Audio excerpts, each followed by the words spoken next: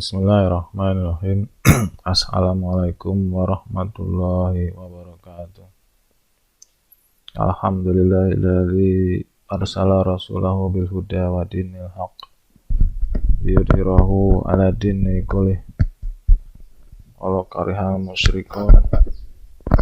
Asyhadu alla ilaha illallah wahdahu la syarikalah wa asyhadu anna Muhammadan abduhu wa rasuluh. Allahumma sholli ala Sayyidina Muhammad wa ala ali Sayyidina Muhammad. Wa qala Allahu ta'ala fil Qur'anil Karim, A'udzu billahi minasy syaithanir rajim. Ya ayyuhalladzina amanu kutiba 'alaikumus syiyamu kama kutiba 'alal ladzina min qablikum la'allakum tattaqun. Shadaqallahul adzim. Para siswi SMA Muhammadiyah yang saya banggakan, pada kesempatan hari ini kita bersama-sama menjalani ibadah saum Ramadan, di mana ibadah ini adalah ibadah wajib yang telah Allah perintahkan kepada kita, sebagaimana dalam surat Al-Baqarah ayat 183 yang saya tadi sampaikan di awal. Dan kita tetap harus selalu menuntut ilmu meskipun keadaan dalam suasana bulan suci Ramadan. Justru menuntut ilmu dan berbuat baik, melaksanakan berbagai amalan di bulan suci Ramadan itu akan mendapat pahala yang berlipat ganda yang telah Allah janjikan. Dan salah satunya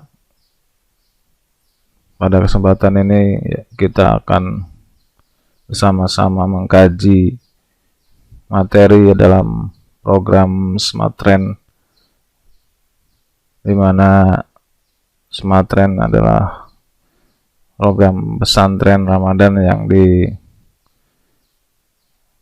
atau diprogramkan oleh pemerintah atau Dinas Pendidikan Provinsi Jawa Barat.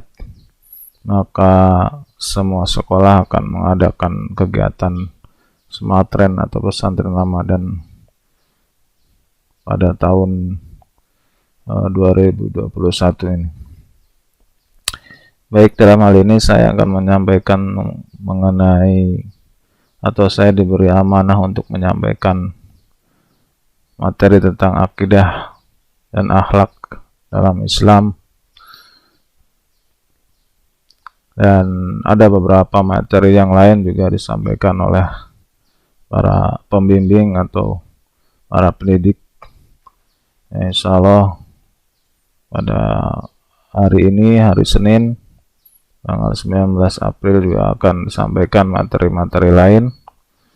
Dan bagi kalian yang berada di rumah, kami sampaikan melalui online ya, di grup WhatsApp,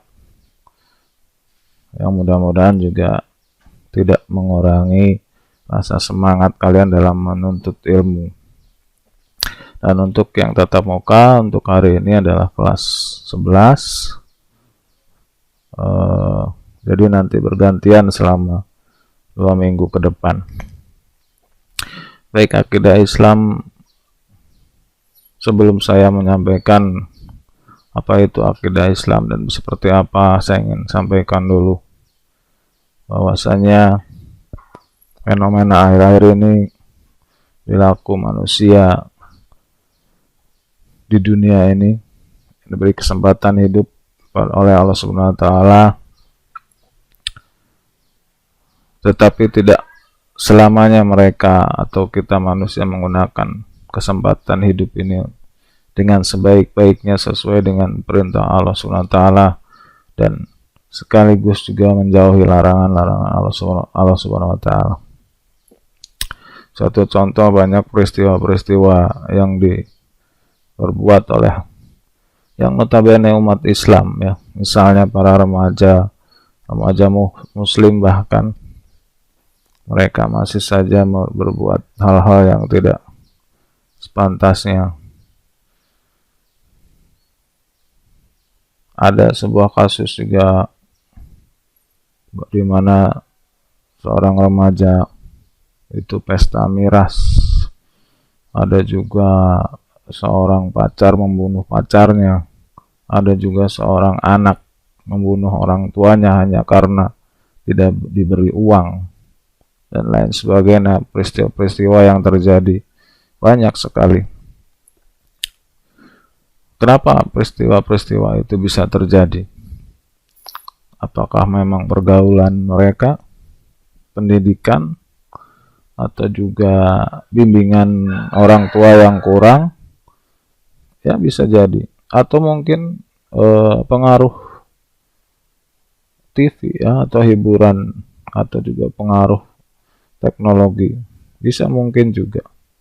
Tapi yang paling penting, yang paling mendasar adalah karena penyebab yang paling mendasar adalah tidak adanya iman pada diri mereka, sehingga bisa melakukan perbuatan-perbuatan melenceng seperti itu. Yang jelas itu melanggar syariat, melanggar aturan Allah SWT. Lalu kenapa juga kita harus punya iman?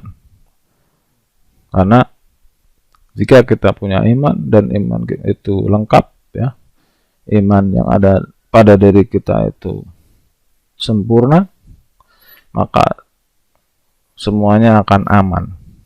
Jadi ada iman pasti akan aman. Atau juga hidup kita itu harus punya prinsip. Ketika ada peristiwa-peristiwa seperti itu, saya yakin orang-orang yang berbuat seperti itu tidak punya prinsip atau tidak punya tujuan hidup. Dan dalam Islam yang namanya prinsip itu bisa disebut dengan akidah Islam, atau prinsip itu sama dengan akidah. Maka ketika manusia ingin hidup atau diberikan kesempatan dari mulai lahir di dunia ini oleh Allah SWT, diberikan kesempatan hidup, maka sebetulnya tujuan hidup manusia itu sendiri apa? Dan kita sendiri harus bisa menjawab, apa tujuan kita di dunia? Apa tujuan hidup kita? Sebagai makhluk yang diberikan akal dan bisa berpikir hidup di dunia ini. Mari kita bahas apa tujuan hidup manusia dalam konteks akidah Islam. Dan ketika kita ingin menjawab tujuan hidup kita manusia, maka timbul 3 pertanyaan besar kepada manusia. Bukan hanya umat Islam, semua kepada manusia. Diberikan pertanyaan besar bahwa dari mana mereka berasal atau kita berasal. Lalu untuk apa hidup di dunia? Dan akan kemana manusia setelah hidup di dunia? Mari kita telusuri atau kita bahas satu persatu. Sebelum saya ingin membahas akidah Islam, saya ingin membahas akidah umat lain ya, karena di dunia ini juga banyak akidah-akidah, tidak hanya Islam, ada juga akidah komunis yang notabene ini diadopsi oleh Cina atau Tiongkok pada saat ini, juga mungkin Rusia ya, tapi Rusia sudah mulai agak ke sekuler. Kita bahas dulu akidah komunis. Seperti apa orang-orang yang mengadopsi akidahnya itu komunis. Misalnya di Cina ya, yang kita bisa lihat secara mudah bahwa prinsip hidup mereka itu dalam kehidupannya tidak keberadaan Tuhan itu tidak ada. Dan saya ingin sampaikan bahwa orang Cina itu tidak mengenal bahwa mereka diciptakan dari Tuhan. Mereka tidak percaya bahwa mereka diciptakan dari Tuhan. Dari mana? Mereka percaya bahwa mereka diciptakan dari reinkarnasi, yaitu kehidupan kembali. Ya. Jadi mereka tidak percaya adanya Tuhan, atau tidak percaya bahwa Tuhanlah yang menciptakan mereka, atau dunia dan isinya, atau jagat raya. Jadi mereka itu hidup memang berperilaku sama ya, saling menolong, berkelakuan baik, mencari rezeki sama. Tetapi mereka tidak percaya Tuhan. Jadi otomatis mereka juga tidak percaya hari akhir. Jadi mereka hanya mereka itu hidup ketika berbuat baik ya, selalu menolong orang, memberi orang lain. Itu sebetulnya mereka sedang mencari karma positif. Jadi akidah komunis atau prinsip mereka itu dalam hidupnya jangan sampai hidupnya ketemu karma negatif ya, atau kehidupan yang sial kalau kita bilang. Jadi ketika mereka hidup, tujuan hidupnya itu agar tidak ketemu dengan karma negatif. Makanya mereka seolah-olah sama ya, seperti kita berbuat baik, saling menolong, memberi dan lain sebagainya sama. Tetapi atas dasar apa? Ini yang membedakan antara akidah mereka dengan akidah Islam. Dan yang lain ya, selain komunis, ada juga akidah barat atau sekuler. Ini mungkin cenderung diadopsi oleh Amerika atau Eropa, bahwa mereka percaya Tuhan dan mereka berasal dari Tuhan. Mereka percaya itu Tuhan menciptakan mereka. Dan bahkan dalam selembar uang $1 ya di Amerika, dolar Amerika itu tertulis bahwa ada tulisan "In God We Trust", artinya ya percaya Tuhan. Mereka memang percaya Tuhan. Tetapi mereka tidak mau bahwa Tuhan itu harus mengatur kehidupan mereka. Jadi kehidupan di dunia mereka itu Tuhan tidak boleh ikut campur atau tidak boleh mengatur. Jadi prinsip hidup mereka ketika dalam menjalani hidupnya, Tuhan itu urusan lu sendiri ya, urusan lu dengan Tuhan lu. Jangan bawa-bawa Tuhan di kehidupan dalam menjalani aktivitas misalnya. Ini sangat beda, bertolak belakang sekali dengan Islam. Jadi bahwasanya akidah barat atau sekuler itu betul-betul bahwa urusan Tuhan itu jangan boleh ada di kehidupan mereka. Tapi urusan Tuhan itu urusan kamu sendiri dengan Tuhan kamu. Ketika mereka menjalani kehidupan, apakah itu di pendidikan, di ekonomi, di sosial ya, mereka tidak mau atau Tuhan tidak boleh mengatur urusan hidup mereka. Walaupun mereka percaya bahwa mereka kembali kepada Tuhan ya. Dan bagi mereka agama itu sangat sensitif. Jadi tidak perlulah membahas apa sih agama kamu, tidak penting. Makanya di sana KTP-nya itu tidak ada status agamanya, karena bagi mereka ya itu tadi, agama atau Tuhan itu urusan kamu dengan Tuhan kamu ya. urusan Tuhan, urusan lu dengan Tuhan lu. Jadi mereka sangat tidak mau bawa-bawa agama, ya, bawa-bawa Tuhan di kehidupan. Tidak boleh ada aturan agama dalam kehidupan. Lalu, nah, bagaimana dengan akidah Islam yang kita yakini saat ini? Apakah kita betul-betul 100% meyakini atau berakidah Islam? Mari kita bahas tuntas. Saya dari 3 pertanyaan besar tadi, atau Uqdatul Kubro, ya, 3 pertanyaan besar. Dari mana berasal? Setelah tadi ada akidah komunis, ya, tidak percaya ada Tuhan. Mereka tidak percaya berasal dari Tuhan dan tidak percaya dari akhir.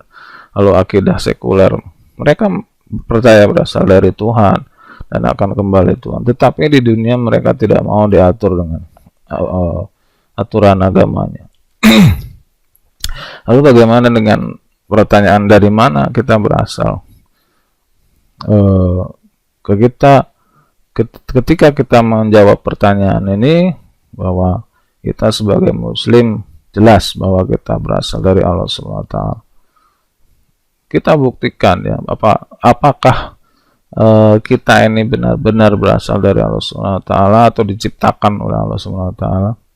Itu harus kita yakini 100%. Jangan sampai kita ini diciptakan dari Allah SWT, tapi kita tidak punya hujah, tidak punya keyakinan yang 100%. Bisa kita lihat dalam Al-Quran.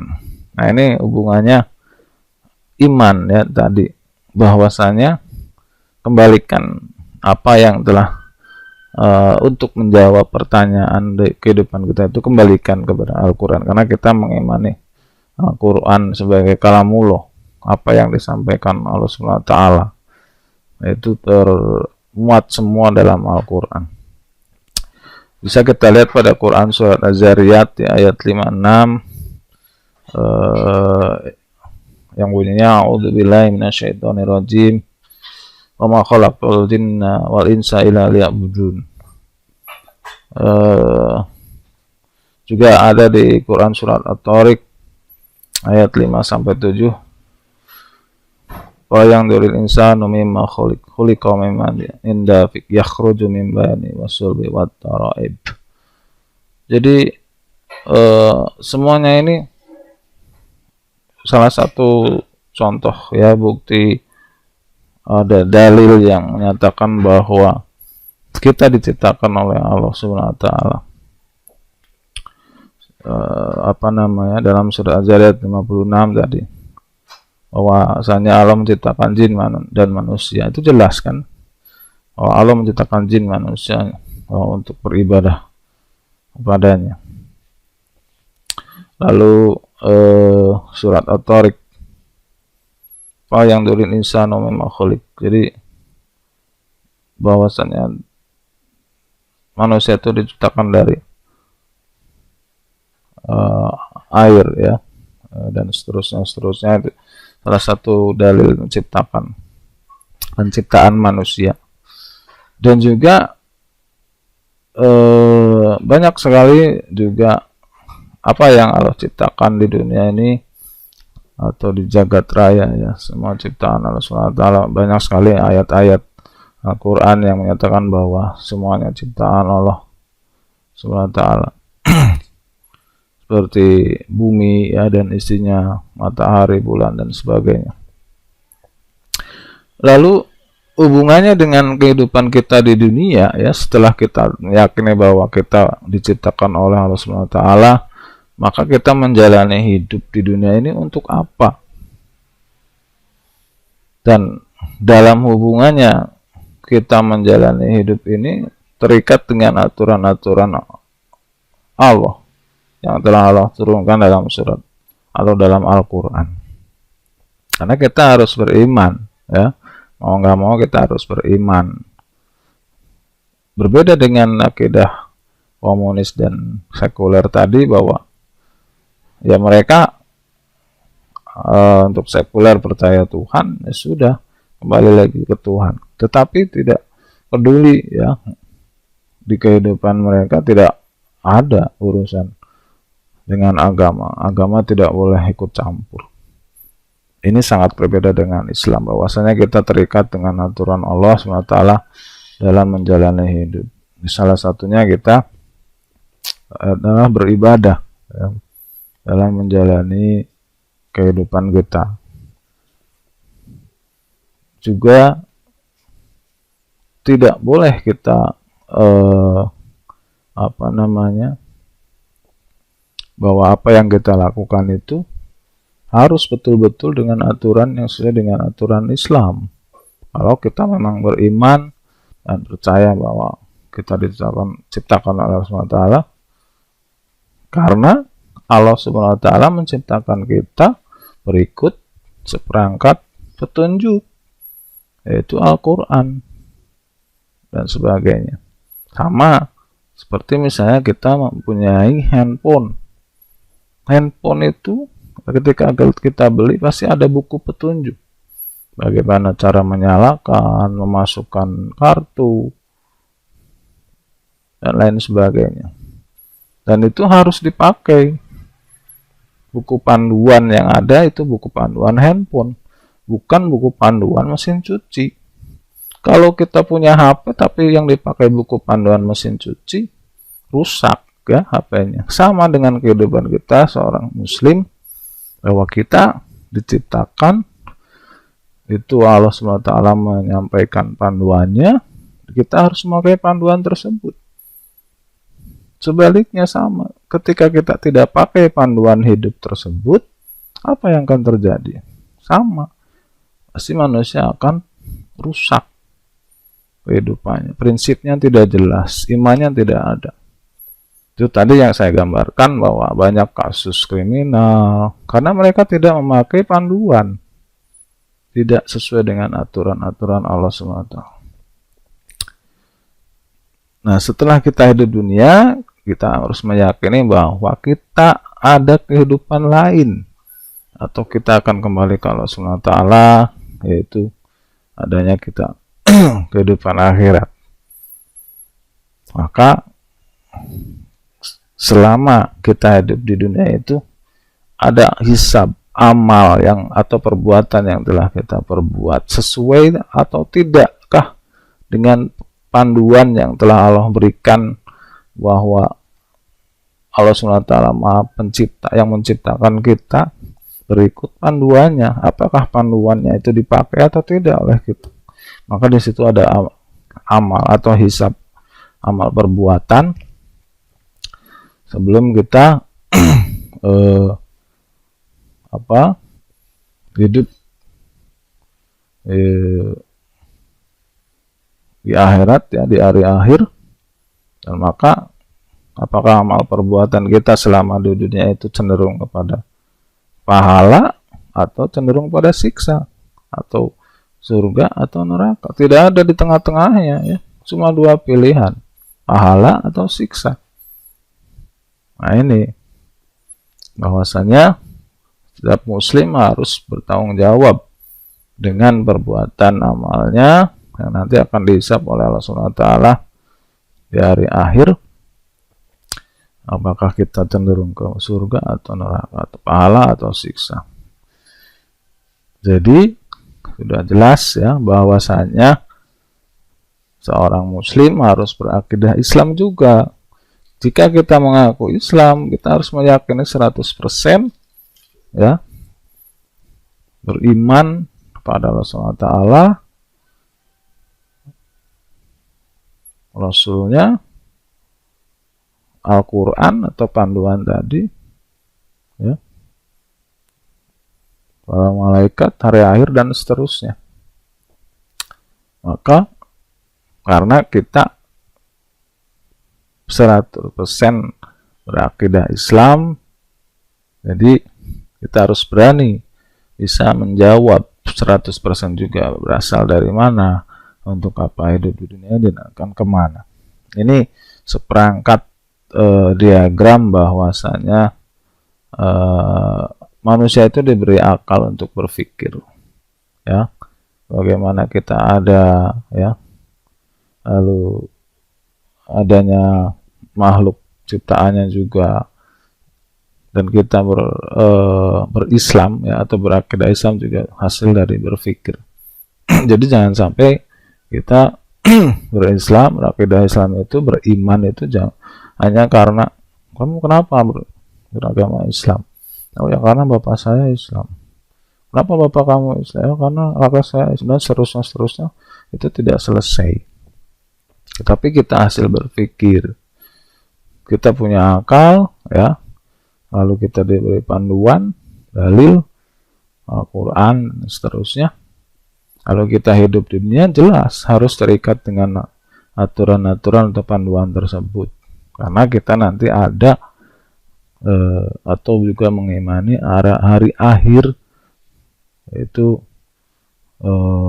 apakah kita akan mendapatkan pahala atau siksa atau neraka atau juga surga. Setelah amal perbuatan kita hidup di dunia ini dihisab oleh Allah Subhanahu wa taala. Nah, jadi definisi secara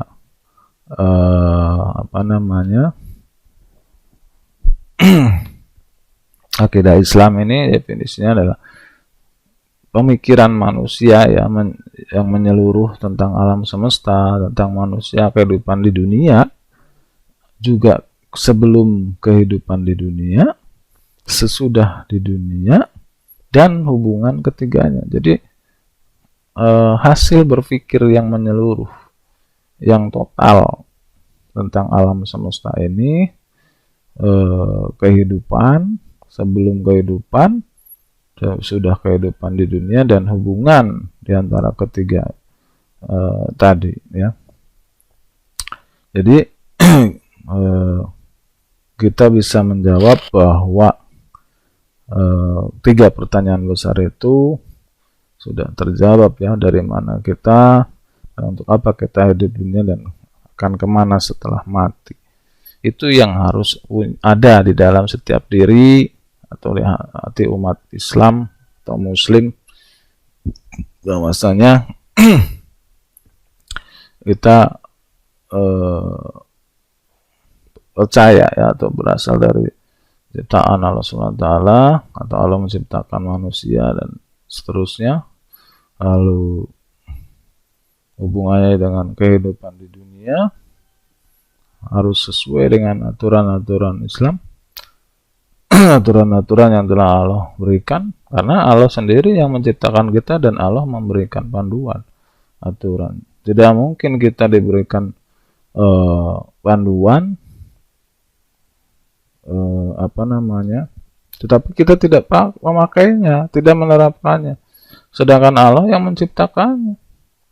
Bagaimana mungkin ada pilihan lain bahwa Allah sudah menciptakan kita berikut seperangkat aturannya, tetapi kita manusia ingin mencari-cari aturan lain, perangkat aturan lain.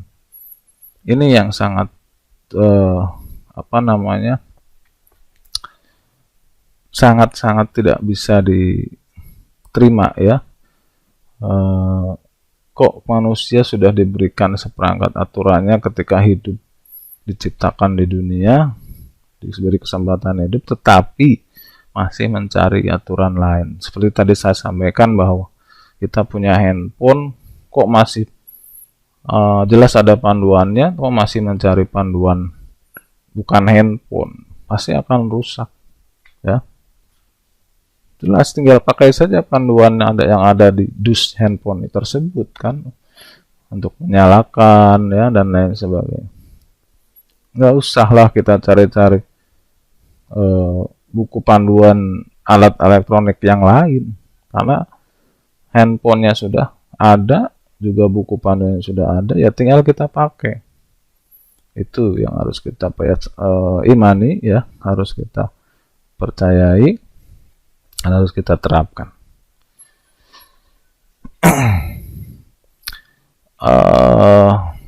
Lalu apa yang dimaksud dengan akhlak dalam Islam? Bahwasanya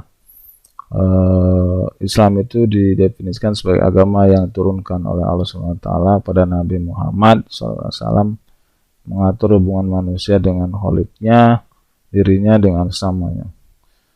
Hubungan manusia dengan kholiknya itu dalam urusan akidah dan ibadah. Hubungan manusia dengan dirinya itu cakup dalam akhlak, makanan, minuman, dan pakaian. Sedangkan hubungan manusia dengan sesamanya itu tercakup dalam muamalat dan ukubat. Jadi kita bahas mengenai akhlak itu adalah tentang bagaimana hubungan manusia dengan dirinya, ya, akhlak itu. Dan apa sebetulnya akhlak, ya, dalam kehidupan seorang muslim? Akhlak itu sebetulnya bukan bagian khusus yang terpisah, ya, dalam Islam. Jadi tidak terlalu ada pembahasan khusus. Jadi kalau kitab itu tidak ada kitab yang membahas bab akhlak. Kenapa? Karena akhlak itu sebetulnya ada dampak, ya, dampak perbuatan itu yang didasarkan oleh perintah dan larangan Allah SWT. Jadi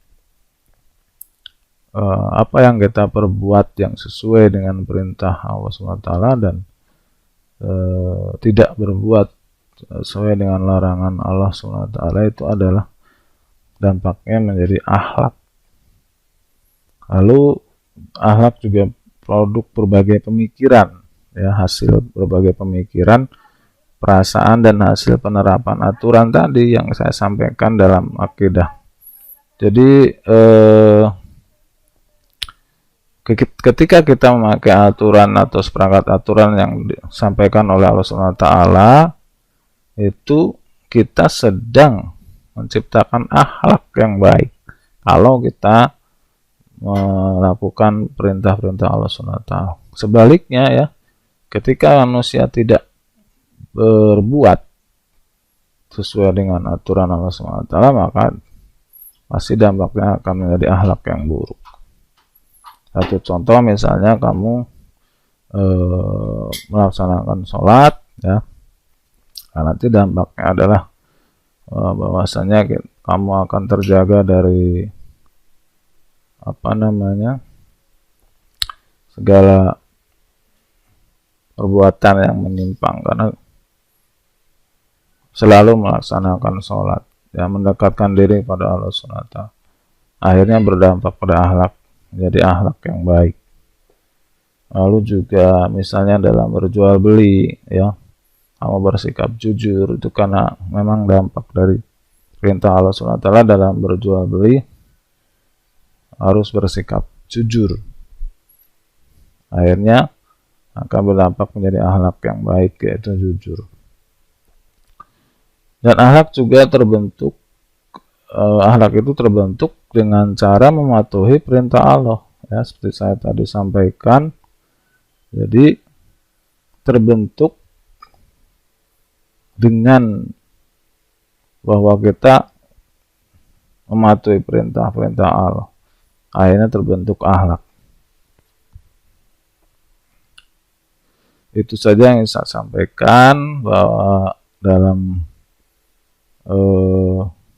kegiatan ini ada yang bersifat tatap muka, ya, ada yang bersifat daring karena bergiliran. Jadi ini yang saya sampaikan untuk yang proses kegiatannya secara daring. Terima kasih, mudah-mudahan ada manfaatnya untuk materi akidah dan akhlak ini. Nasrul minallahi wa fatun qarib. Wassalamualaikum warahmatullahi wabarakatuh.